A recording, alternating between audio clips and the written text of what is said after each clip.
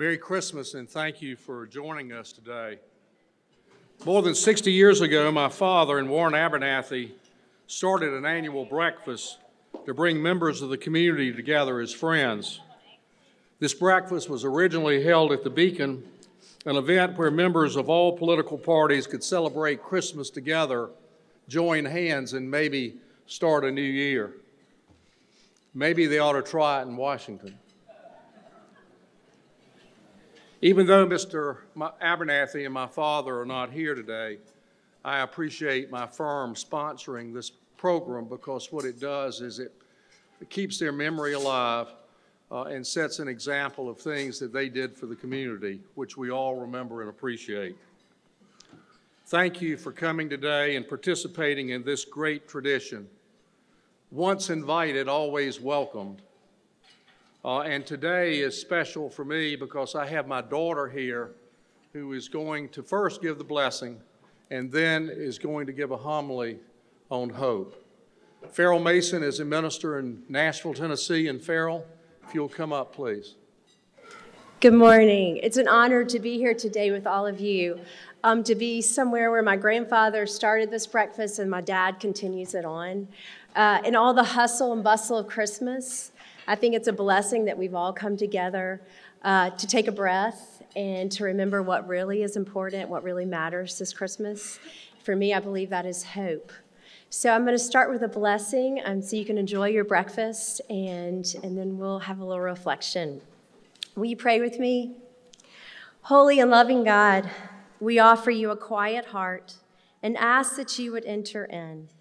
Remind us that your hope is real, that healing is possible, that miracles, the miracles of Christmas, are happening all around us, and that your love will always prevail.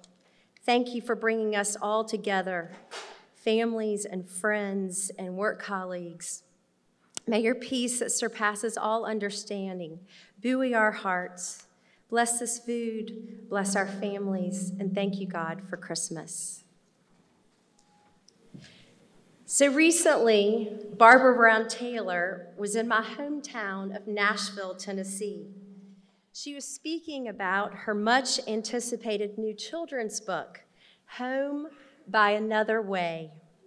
It is a clever retelling of the Christmas story of the three Magi. Barbara Brown Taylor is a priest, a professor, and an author of many best-selling books, each of which have influenced my faith, my own writing, and my profession in the ministry. She is certainly one of my faith heroes. After the reading, she opened the floor to questions. So I raised my hand and I asked, "What is your definition of hope?" Her immediate response was, "Yes, tell me, what is hope?" I felt the blood rush to my cheeks, my palms dampened. I looked around the room, and sitting in the front row were several of my Vanderbilt Divinity School professors. I started to panic. You know that moment in the movies where time stops. Everyone is frozen in place except for you. The room darkens and the spotlight is shining only on you. The bookstore was so quiet, as if everyone, especially me, was holding a breath for my definition of hope. I closed my eyes. I ordered my intellect, my ego, my theology aside, and I simply trusted my heart to speak for me. And here is how I answered. God has me, whatever happens. Ultimately, all will be well. God is making all things new. Barbara Brown Taylor just smiled, and she said, "Yes, thank you." What I realized later, and she knew it then in all of her infinite wisdom, was that I had to answer the question for myself. You have to answer the question for yourself. The answer is in you. Paul says hope is the sure and steadfast anchor of the soul. Hope slips into that inner place behind the curtain of our being.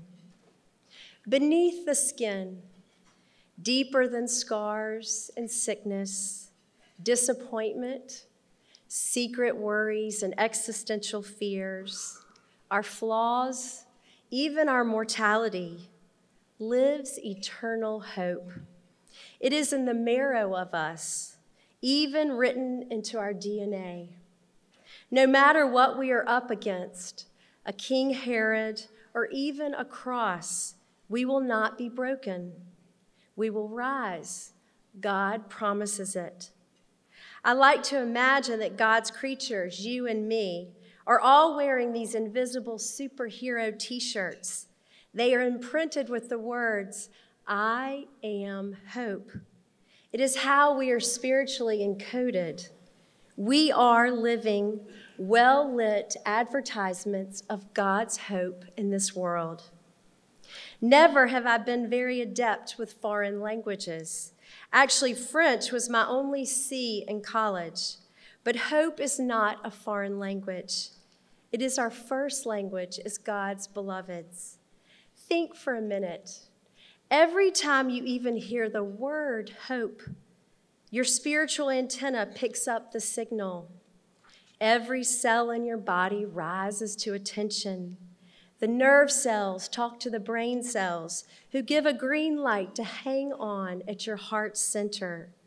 It commands, we're still in business. God has us. God will make a way. 16 years ago, on this very day, Christmas Eve, my firstborn son, Charlie, only 10 weeks old, was diagnosed with stage 4 neuroblastoma. I could not have told you with any certainty what hope was, or even if hope existed on that dark Christmas night. Flash forward 16 years today, and I know for certain that hope is my superpower. And it is yours too.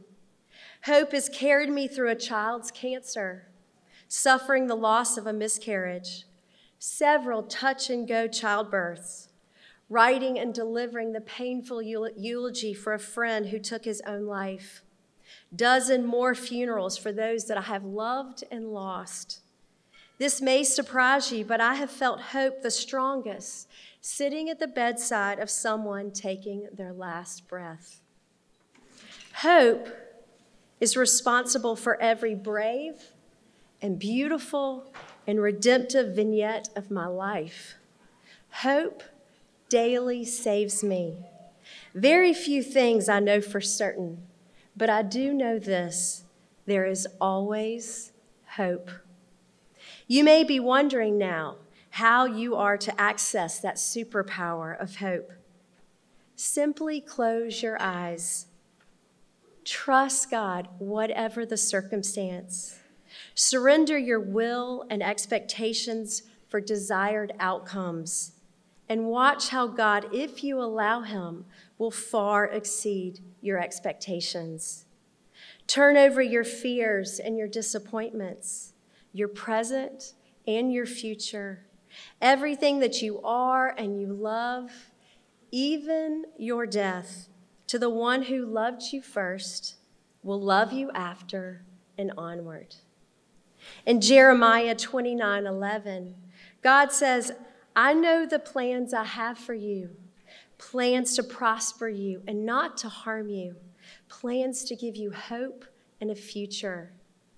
And my favorite is Psalm 139, when God says, I have searched you and I know you. I know when you sit down and when you rise up. I can discern your thoughts from far away. I searched out your path and your lying down. I am acquainted to all of your ways. Even before a word is on your tongue, I know it completely. I hem you in behind and before, and I lay my hand upon you. Where can you go from my spirit? Or where can you flee from my presence? If you ascend to heaven, I am there. If you make your bed in Sheol, I am there.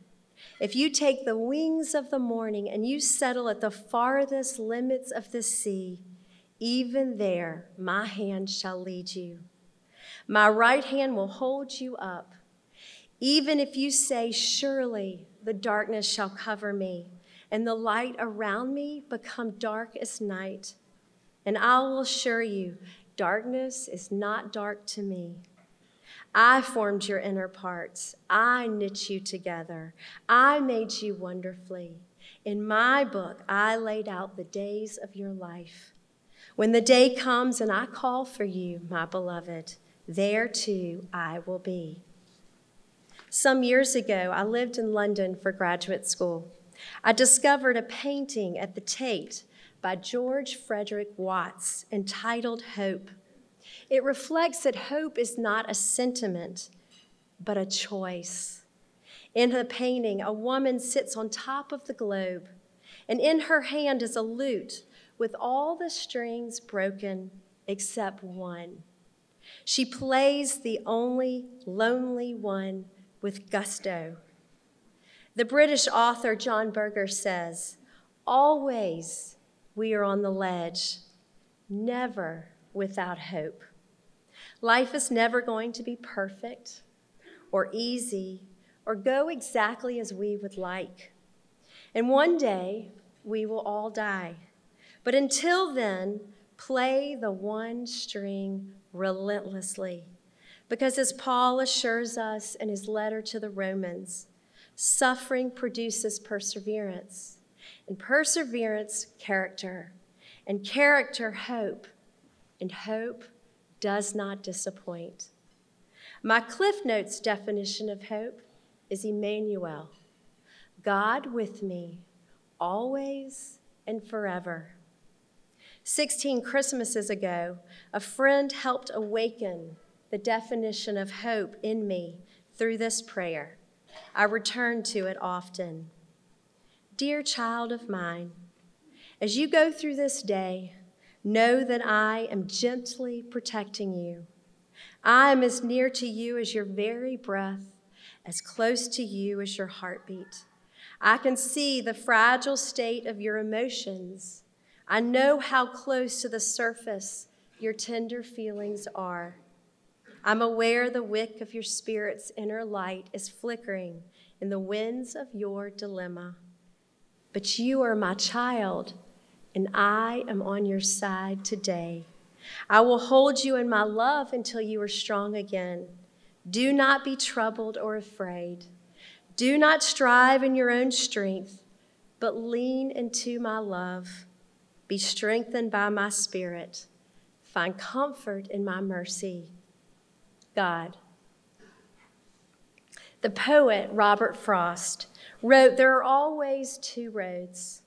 The truth, it's much easier to take the well-traveled path of cynicism and despair, especially when seemingly betrayed by life and faced with scary odds.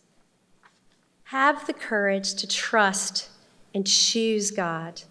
Live daily in expectation of what redemptive and loving action God will do in your life and mine next.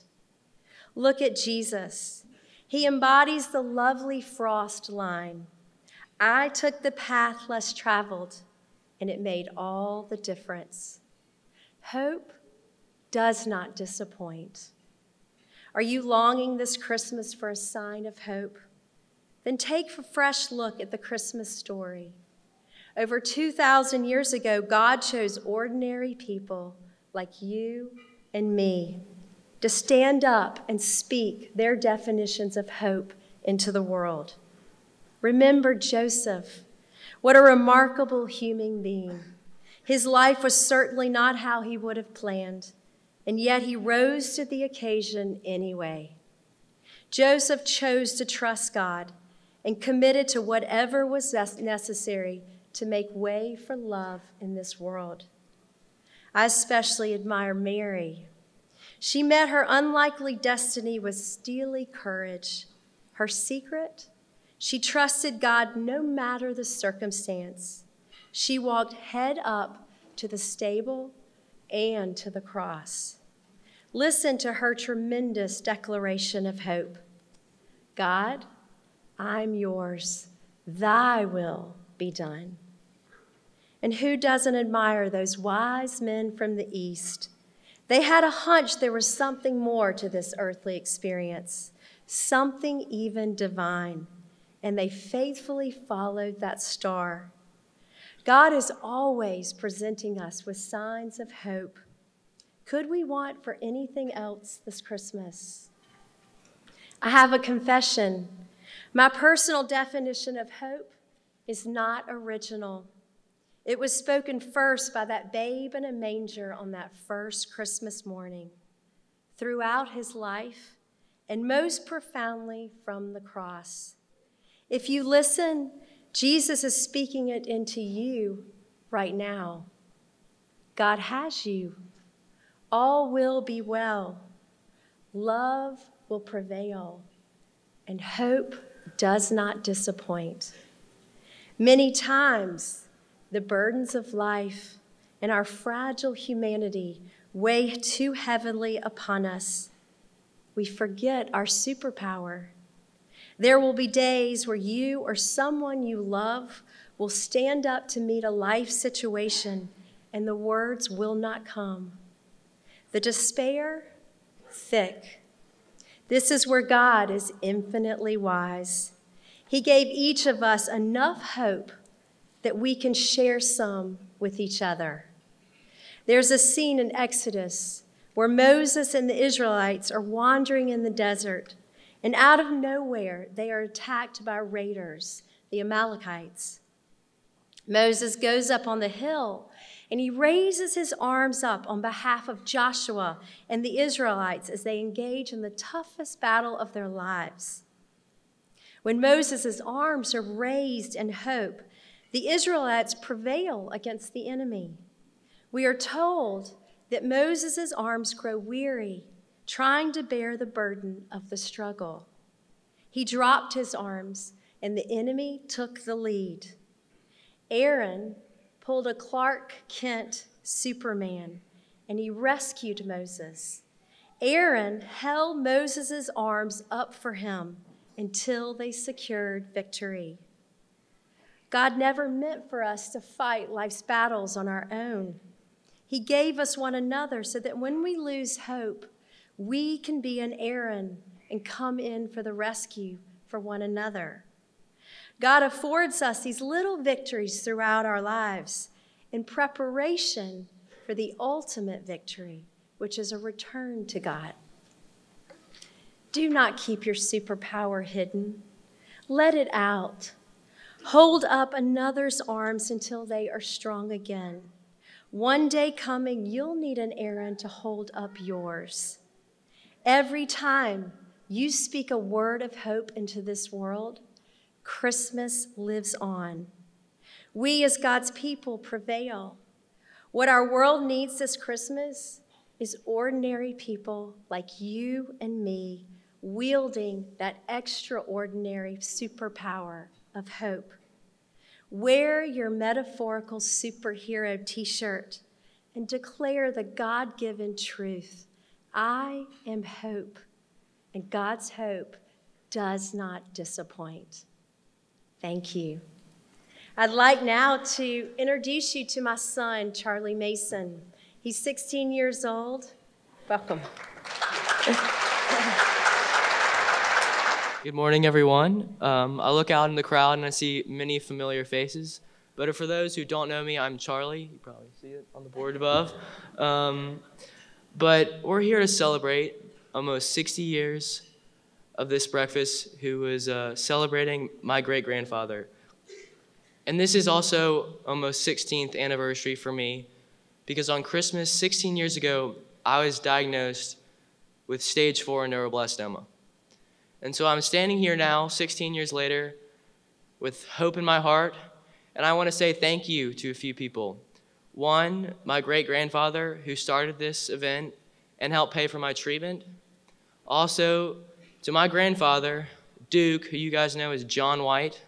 I don't know a more admirable and generous person, and I'm honored to have him as my grandfather. I also want to say thank you to my family and friends, my aunts who even donated blood for transfusions. And so I'm very blessed to stand with you here now. But as it is Christmas, we are taught to give back. And I'm going to hand you an opportunity right here today to give back and give hope this Christmas. And at every one of your tables, there's an envelope. And as much as you want, as little as necessary, y'all have an opportunity to give hope to someone who is, my family was, we're sitting in a hospital waiting to get the news. So please, please make this a great Christmas for someone who is really needing hope right now. Thank you.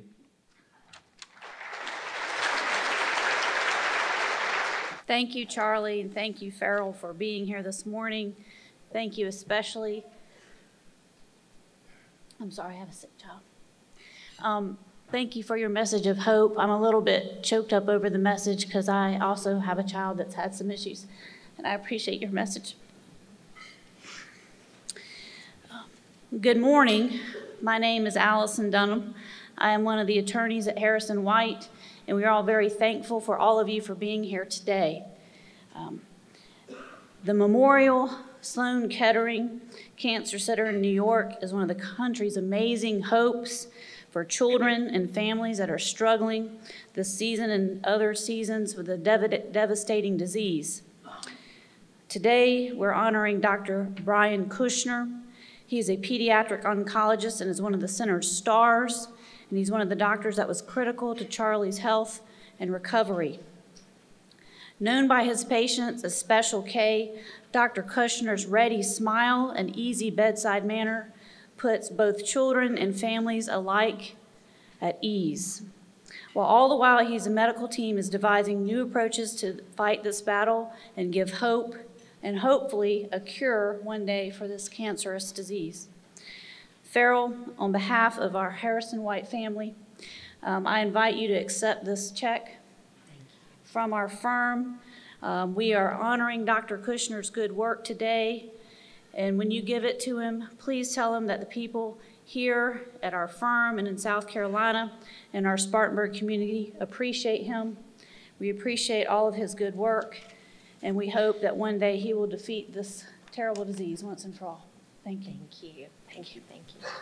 Thank you. Merry Christmas. When I walked in today, I saw what I've seen every time, the White family, the Abernathys, what they do for this community. And I see friends of mine now because of that, family. My name's Steve Denton. I'm the best and favorite warrior at White, Harrison-White. I'm a retired police officer. I think most people know that about me. And I have a special place, and we as a firm have always had a special place in our hearts for law enforcement. And today, we're going to talk about hope. What Farrell had to say about hope, there's a family sitting to my left that's very dear to me. I've known them for many, many years. And Farrell, they understand now, they understood before, but hearing your message, they understand hope. The Ritz family is sitting to my left. I'd like them to stand. Jeremy Ritz, he is with the sheriff's office. His lovely sister's with the sheriff's office. I had everything to do with hiring them both, and that's a story in itself, and it would take forever. But they're two wonderful police officers that get up every morning and serve the community every morning, every night, and do it without asking for anything, work long hours. In fact, Jeremy's sister's husband, Steve Wilson, is also a deputy. So it's a family of law enforcement, but they have this wonderful son. His name is Aaron Ritz. And just a few months ago, Aaron was diagnosed with polycystic kidney disease. I didn't know what that was until I get the call, and I have to ask. And this is a devastating disease. But this young man, when the doctors came to him and told him, hey, this is what you're suffering from, he said, you know what, don't worry about me. Let's get this done. Whatever it takes, let's get it started. Let's get it done. I'll be fine. I'm not worried about the pain, not worried about the medication. Let's just get it done. And that meant a lot to me. So hearing your message, I know they heard it, and what a tremendous way to celebrate hope. So Aaron, would you come up?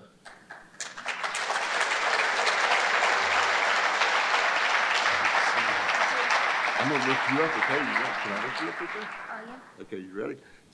I'm going to lift him up so everybody can see him.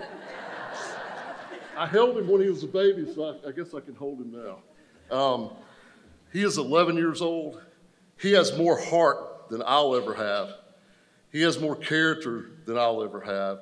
And I learned this through dealing with him and his family when they got this news. I can't believe the courage and character and the hope that he has now.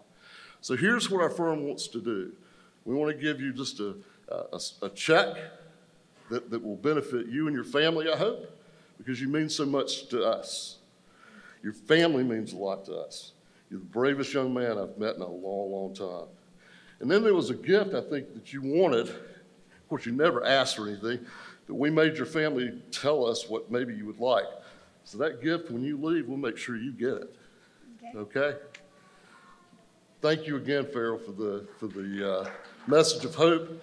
Thank you for being a symbol of hope, and you mean an awful lot to an awful lot of people. Thank you.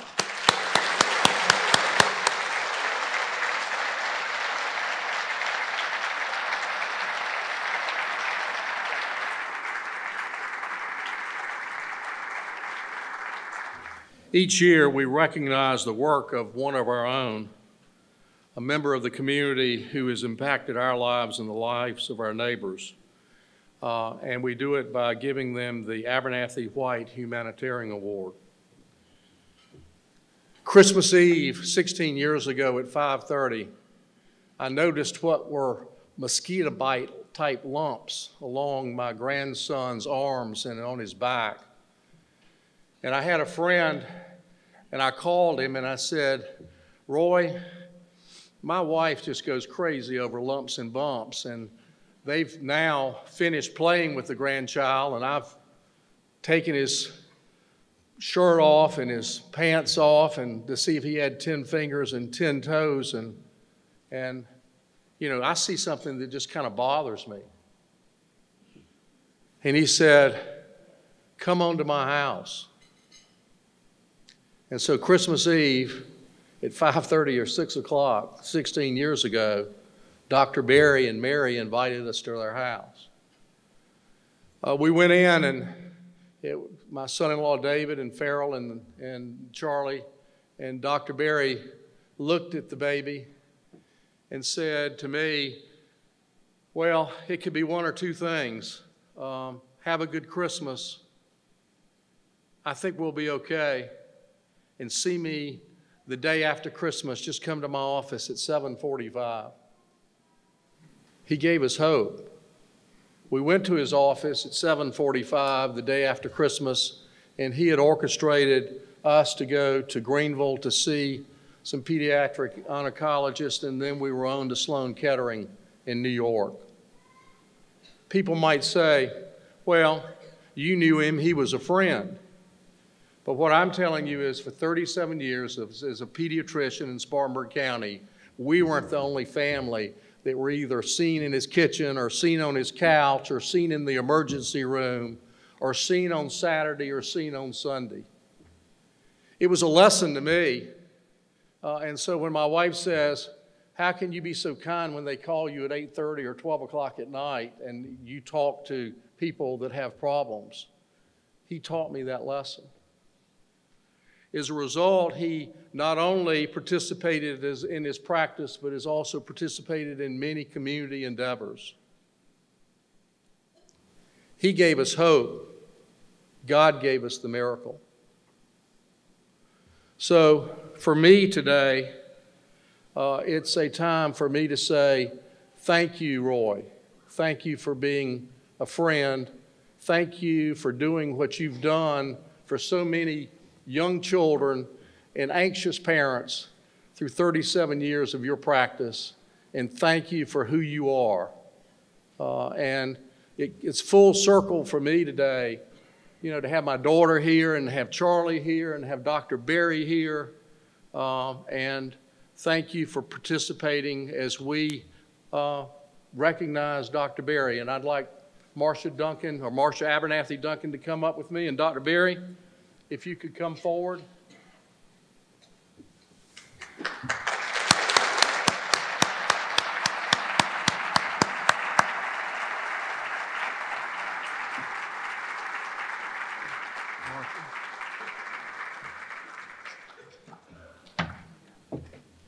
Roy, thank you.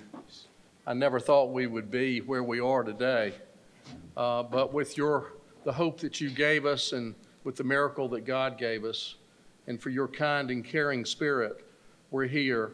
And so what could be more appropriate than to present this award to you? And let me just read it. The 2018 Abernathy-White Humanitarian Award presented to Roy Herbert Berry, MD, in recognition of your loyal dedication and unwavering commitment to the health and well-being of the children of South Carolina. Marcia, will you present that? Surely will. Here you go, Doctor. Thank you.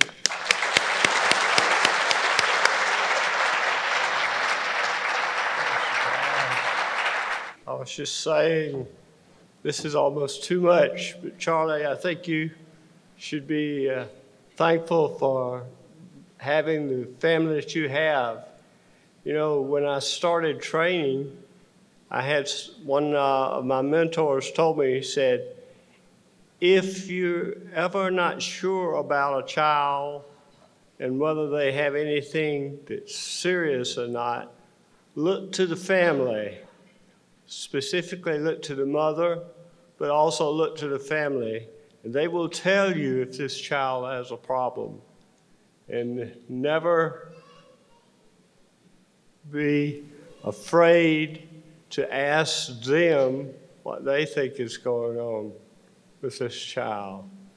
And that's what I tried to live my life by. I didn't always do the right thing, but I tried. And I appreciate this. This is just unbelievable. Cannot thank you enough. Okay. In Dr. Berry's honor, our firm is presenting a check to one of his favorite local charities, and it's Mobile Mills. And so, Dr. Berry, on behalf of our firm, we offer this check on your behalf to Mobile Mills, and we wish you and your family the best. I'm glad that we're spending Christmas Eve together at the Marriott for breakfast. It comes full circle, and so thank you. To my right is Marcia Abernathy Duncan, and we're going to go off the program for just a minute. But she has family here, and I have family here, and it's important to us because, you take a path of how your parents taught you, and so it was not only our fathers, but it was also our mothers, and so she has her family here today, and we'd like to recognize them if they'll stand up. I have over here Colin and Meredith Duncan. They're from Columbia, and their children Nora and Charlotte and Madeline, and then the little boy with the personality, yeah, right here. That is Warren Yates Duncan, my son, and his son Yates Abernathy Duncan, and his wife is oh, she's somewhere. She probably took a break. Her name is Renee. And this is my husband who has put up with my Abernathy personality forever. Thank you so much, and thank you, John. Well, let's stay for a minute.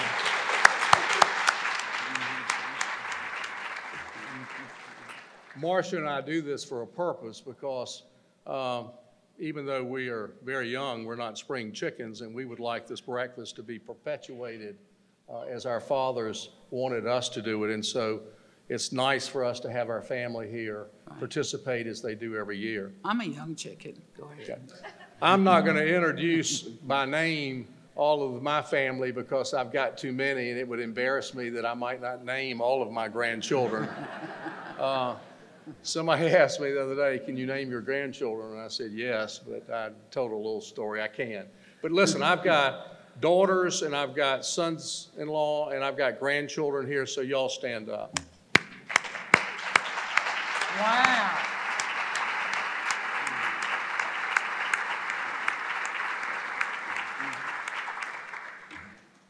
You good? Yes. So, thank you.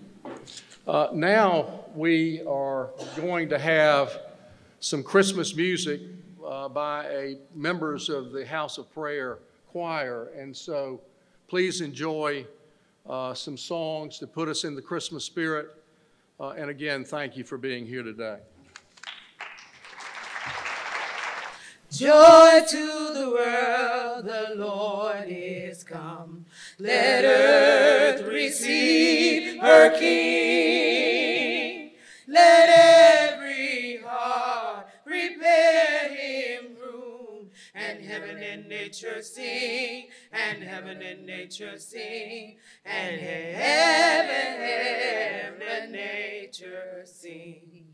He rules the world with truth and grace, and makes the nations brew.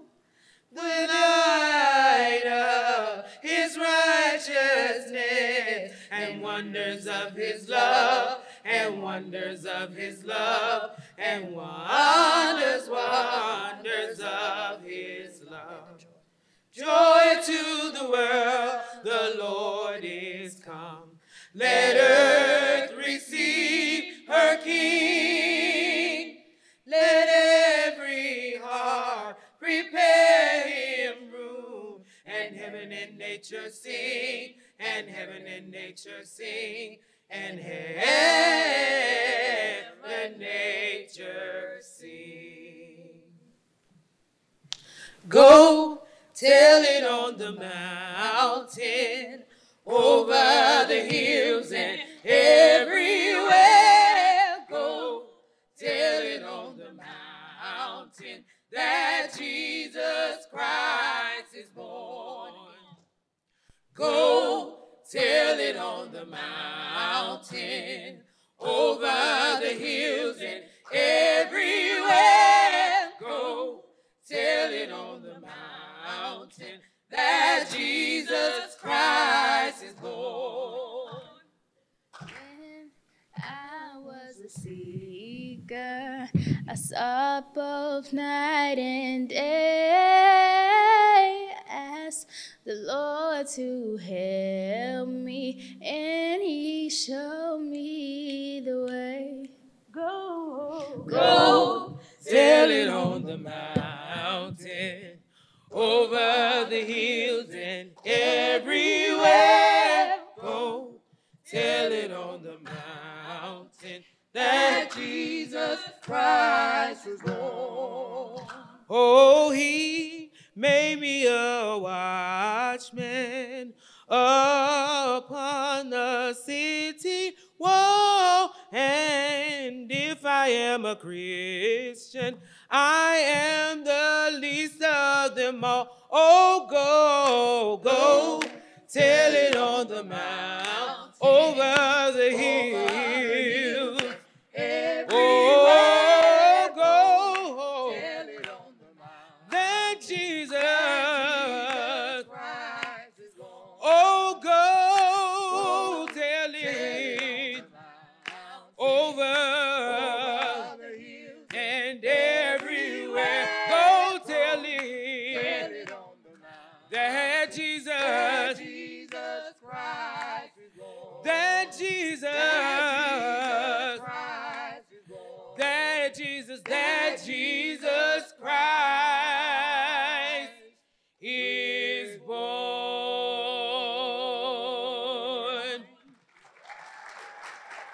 Good morning. I'm Wes Kissinger. I'm one of the attorneys at Harrison-White. On behalf of the Abernathy family, the White family, and our firm, we'd like to thank you for coming this year. If you are here today, you are invited to come back next year. And we will sneak another table or two in here between now and next year. It's Christmas, so there are some gifts as you leave.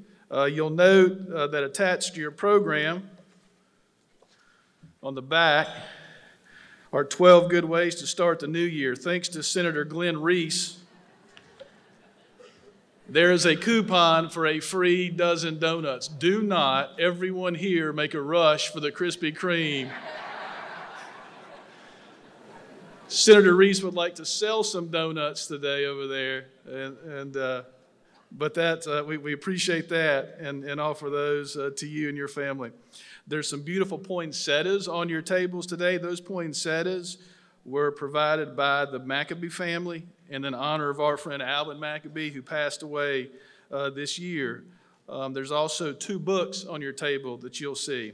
There is a new book by Master Gardener Betty Montgomery entitled A Four-Season Southern Garden, as well as a book from Farrell Mason. Now, this is how we decide who gets those. Do not hurt your neighbors.